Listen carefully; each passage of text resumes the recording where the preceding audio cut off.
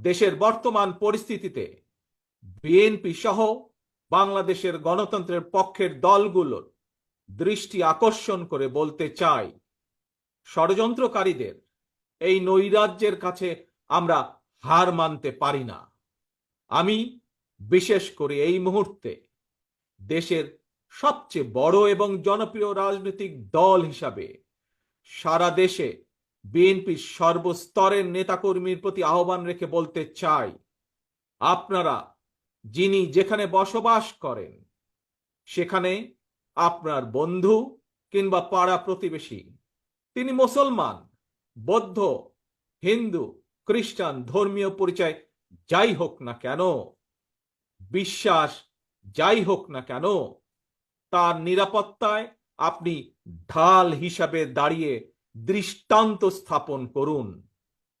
আমাদেরকে